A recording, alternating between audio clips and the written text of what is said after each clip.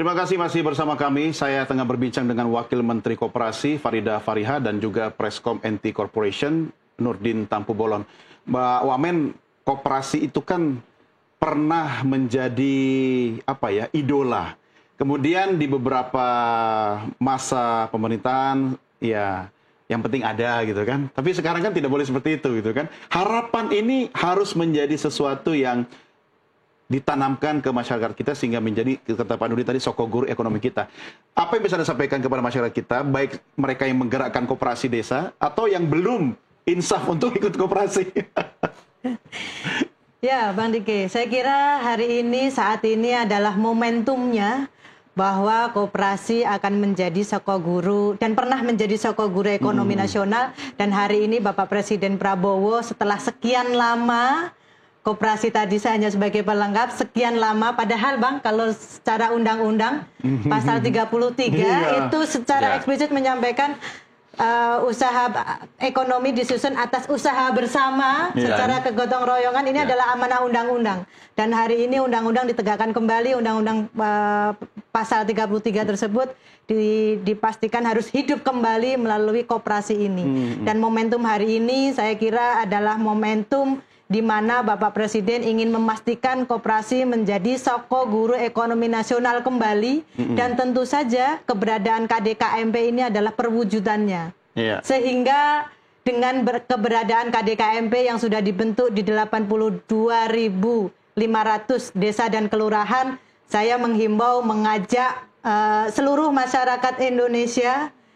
Ini adalah hadiah dari Bapak Presiden Prabowo terkait dengan koperasi. Manfaatkan momentum ini secara maksimal, manfaatkan koperasi desa kelurahan Merah Putih ini secara optimal untuk bisa benar-benar menjadi lokomotif ekonomi di desa masing-masing.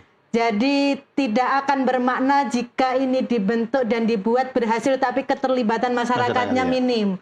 Ini dikatakan akan menjadi berhasil dan menjadi lokomotif sokoguru perekonomian nasional kalau bisa meningkatkan kesejahteraan masyarakat secara optimal, ditambah juga keterlibatan masyarakatnya juga optimal. Kira-kira begitu.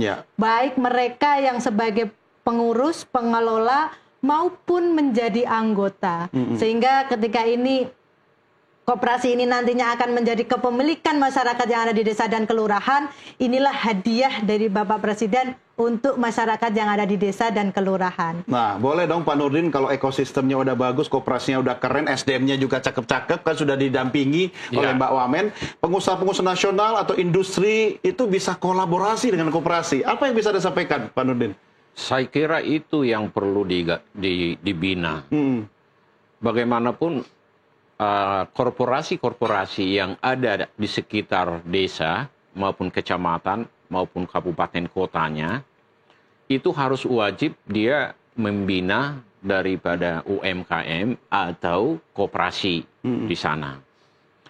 Tinggal bagaimana sekarang sistem kerja yang mungkin bisa menguntungkan kepada kedua belah pihak. Tidak mungkin bisa bisnis berjalan atau sinergi daripada kolaborasi kalau tidak saling menguntungkan. Win-win ini itu yang paling utama. Kedua, kata kunci seluruh usaha adalah dari bisnis plan yang applicable, yang bisa dilaksanakan. Artinya applicable itu secara ekonomi dia bisa menguntungkan, technically bisa dikerjakan. SDM yang mengerjakan itu adalah orang lokal yang ada di sana. Jangan mendatangkan orang lagi. Itu baru applicable. Jadi kalau sistemnya terlalu complicated, itu mungkin nanti bisa saling menyalahkan. Itu tugas siapa. Sehingga dari bisnis plan ini, sudah applicable ini, itulah tadi datanglah orang mengisi bisnis asistennya, SDM untuk manage-nya, teknologi yang akan digunakan seperti apa. Jadi disederhanakan aja menurut saya.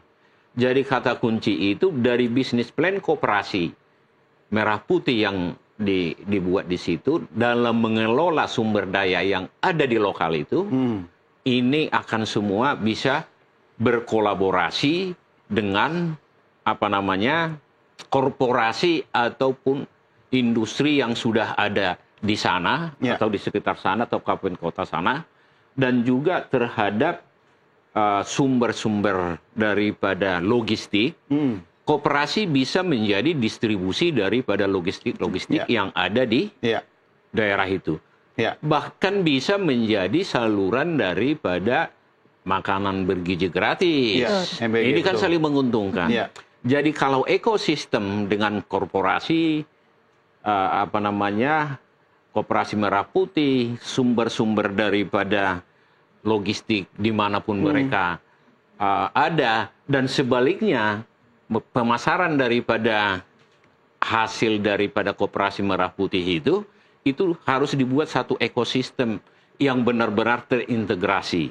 Dengan demikian, bisnis plan yang dibuat itu applicable dia dari keuntungan dan investasi yang dimasukkan kepada koperasi ini adalah akan memberikan efek yang multiply di desa itu. Jadi adalah sisa hasil usaha seperti yang dikatakan oleh Ibu Wamen tadi yang dinikmati oleh masyarakat itu. Jadi everybody harus dibuat tanggung jawab dan masing-masing mengawasi daripada pelaksanaannya. Dan everybody happy. Everybody happy. Yang jelas Pak Nurdin siap dong dukung koperasi kita. Pasti, kolaborasi Pak ya? Pasti. Karena yang direncanakan oleh Pak Prabowo pun adalah bagaimana membuat ekosistem antara koperasi, korporasi, penyedia teknologi, dan pasar, itu supply chain manajemennya itu juga harus berada di situ. Siap. Kalau ada produk tapi supply chain manajemennya tidak terjadi, koperasi juga bisa kolaps. Ini dia. Jadi tidak bisa kita lakukan itu sepotong-sepotong. Karena investasi untuk 80.000 koperasi bukanlah hal yang sedikit. Kecil, baik. Apabila ini gagal nanti, karena manajemennya kurang bagus, negara yang taruhannya. Makanya Mbak Wamen ini sepertinya tidurnya kurang ya. Tapi kita menitipkan harapan ini adalah harapan rakyat ya, harapan masyarakat. Baik, Pak Nurdin terima kasih sudah bersama kami. Mbak Wamen terima kasih. Dan untuk menutup jumpa kita, karena Anda adalah tamu istimewa, hari ini adalah rangkaian ulang tahun ke-10 Nusantara TV yang akan terus nanti puncaknya sampai 28 November. Kita sudah menyiapkan surprise. Ocha dan teman-teman silakan Mas.